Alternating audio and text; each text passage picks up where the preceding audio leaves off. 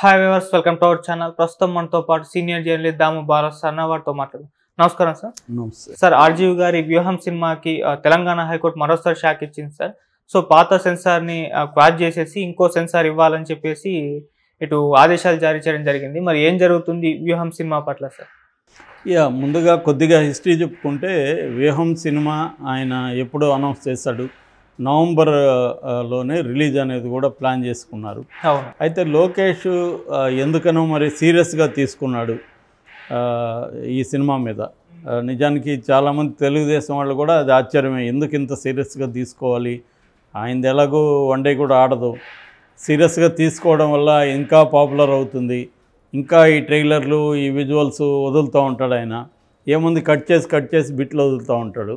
Cinema release అయిందా వద్దనింది కానీ బిట్లు కట్ చేస్తే ఏమవుతుంది సీన్లు. రేపొద్దున సినిమా కూడా ఫస్ట్ హాఫ్ వరకు లీక్ అయిందని చెప్పొచ్చు, సెకండ్ హాఫ్ ఇంకో దగ్గర లీక్ అయిందని చెప్పొచ్చు, దాని మీద ఈయనే కేసు పెట్టచ్చు, ఇలాంటివి ఏమైనా జరగచ్చు.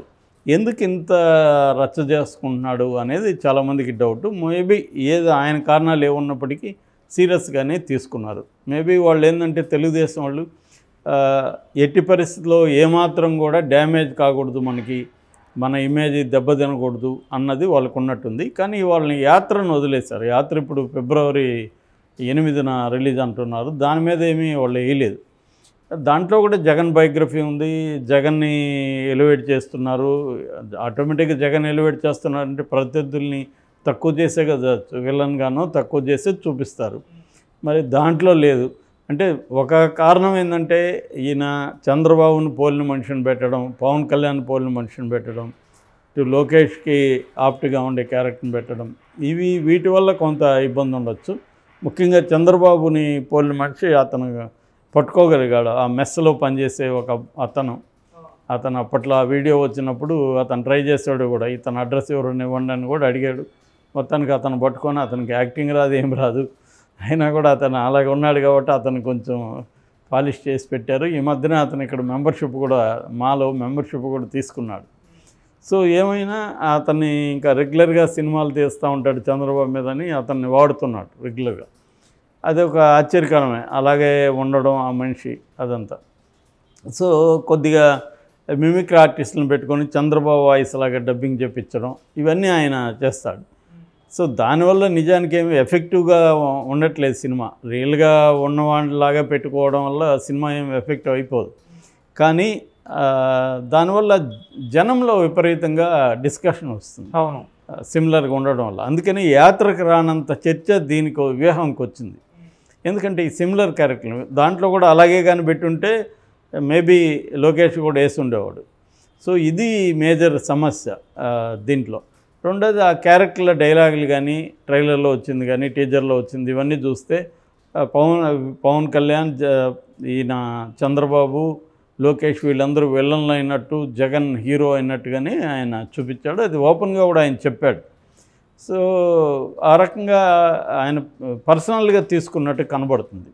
అందుకని ఫస్ట్ సెన్సార్ వాళ్ళకి రాశారు. కానీ సెన్సార్లో అది కూడా విచిత్రమే, ఎప్పుడు జరగదు. సెన్సార్ బోర్డు ఏం చేస్తుందంటే కట్స్ ఇచ్చేసి ఇస్తుంది, ఏ సర్టిఫికేటో ఏదో ఇస్తుంది. అప్పుడు ప్రొడ్యూసరు, డైరెక్టర్లు ఏం చేస్తారంటే రివైజింగ్ కమిటీకి వెళ్తారు. అప్పుడు రివైజింగ్ కమిటీలో అది చూస్తారు వాళ్ళు. కానీ ఇక్కడ ఏం జరిగింది, వీళ్ళు సెన్సార్ బోర్డే రివైజింగ్ కమిటీకి ఇచ్చేసింది.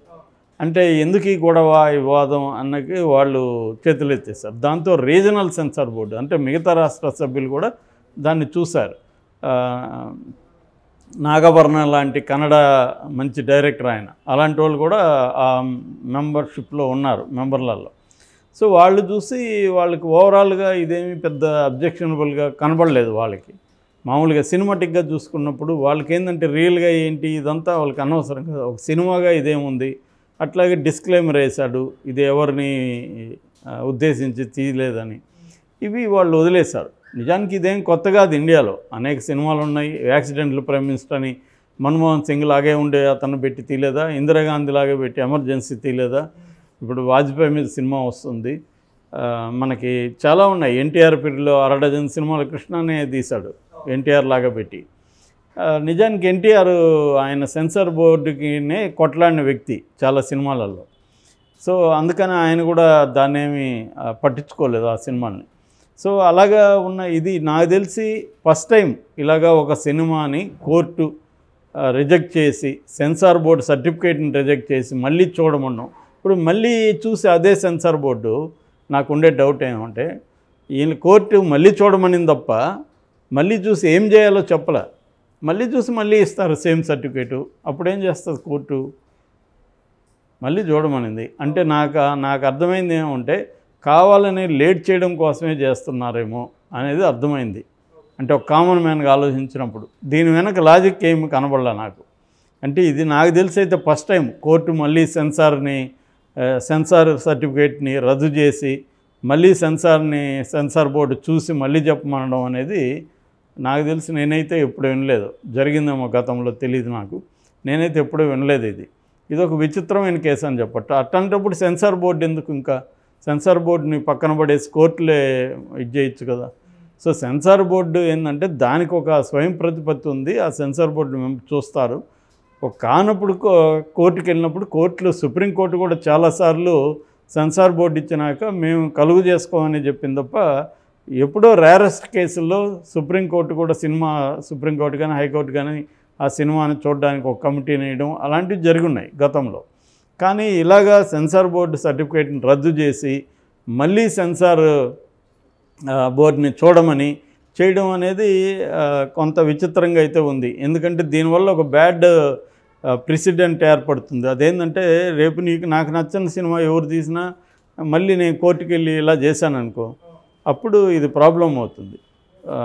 మరి ఇది ఏం జరుగుతుందనేది ఇది విచిత్రమైన కేసే. అంటే మేబీ నాకు తెలిసి వీళ్ళు ఖచ్చితంగా సుప్రీంకోర్టుకి వెళ్తారు. రామ్ గోపాల్ వర్మ వాళ్ళు సుప్రీంకోర్టు ఏం చెప్తుందనేది చూడాలి. ఎందుకంటే చాలాసార్లు హైకోర్టులు రాంగ్గా జడ్జిమెంట్ ఇచ్చినప్పుడు సుప్రీంకోర్టులు కరెక్ట్ చేస్తున్నాయి చాలా విషయాల్లో. సో అలాంటప్పుడు ఇది కూడా ఏమన్నా సుప్రీంకోర్టు డిస్కస్ చేస్తుందా? ఏదేమైనా దీనివల్ల వాళ్ళకు కూడా తెలుసు సుప్రీంకోర్టుకి వెళ్తారని కూడా. దీనివల్ల వాళ్ళ ఉద్దేశం ఏమంటే దీన్ని డ్రాగ్ ఆన్ చేయడం. మేబీ డ్రాగ్ ఆన్ చేసి ఎలక్షన్ ముందు వేస్తే కూడా అది కూడా డ్యామేజ్ కదా. 2 సినిమాలు ఒకే టైంలో వచ్చాయనుకో, వారంలో అటు ఇటు, వ్యూహం శబదం, అప్పటికైనా డ్యామేజే కదా. సుప్రీంకోర్టుకైనా వెళ్తారు కదా వాళ్ళు. వెళ్ళకపోతే రేపు ఏదో ఒక రకంగా లీక్ అన్నా చేస్తారు కదా. సో మరి ఏం చేయదలుచుకున్నారు అనేది లోకేష్ వాళ్ళు అర్థం కాల. దీనివల్ల రామ్ గోపాల్ వర్మకు వచ్చే నష్టం ఏముంది? ఆయనకి పోయేదేం లేదు. ప్రొడ్యూసర్ వేరే. ఒకవేళ ప్రొడ్యూసర్కి నష్టం వస్తుంది అనుకుంటే ఆ ప్రొడ్యూసర్కి ఇంకొక సినిమా తీయగలరు రామ్ గోపాల్ వర్మ. రెండోది ఇదేమీ 50 కోట్లు 100 కోట్ల నష్టం కూడా కాదు. 1.5 కోట్లు 2 కోట్లు ఖర్చు పెట్టి ఉంటారు దానికి. ఎందుకంటే దాని ఆర్టిస్టులు కానీ అవన్నీ చూసినప్పుడు 2 కోట్ల కంటే పైన ఖర్చు అయ్యే పరిస్థితి లేదు. కాబట్టి దీనివల్ల వీళ్ళకేమీ రామ్ గోపాల్ వర్మకో కిరణ్కో ప్రొడ్యూసర్ కిరణ్కో పెద్ద నష్టం అయితే ఏం లేదు. వీళ్ళ ఉద్దేశం ఆల్రెడీ నెరవేరింది. వీళ్ళు చెప్పదలుచుకున్న అంశాలని జనాలకి తీసుకెళ్లారు. సో సినిమాగా బయటకు వస్తే ఇంకొంత ఎఫెక్ట్ ఉండొచ్చు వాళ్ళకి. సో అది వ్యూహం. ఇప్పుడు మళ్ళీ శబ్దం వస్తుంది, దాని మీద మళ్ళీ కోర్టుకు వెళ్తారు వీళ్ళు. సో నాకు తెలిసి ఏంటంటే వీళ్ళు సుప్రీంకోర్టుకి వెళ్తారు. సుప్రీంకోర్టులో ఒకసారి తీసుకున్నాక మళ్ళీ శబ్దం మీద ఈ గోళం ఉండకపోవచ్చు. ఎందుకంటే సుప్రీంకోర్టు ఇచ్చేసింది కాబట్టి హైకోర్టులు కూడా అప్పుడు ఇచ్చేవి. ఇప్పుడు హైకోర్టులు ఏంటంటే మ్యాక్సిమం మహా అయితే లేట్ అవబోతుంది, సుప్రీంకోర్టు మహా అంటే కాదనబోతుంది. మన పని మనం చేద్దామని చేస్తున్నట్టుగా కనబడుతుంది. ఇదైతే విచిత్రమైన కేసుగా మనం చెప్పుకోవచ్చు గతంతో పోలిస్తే.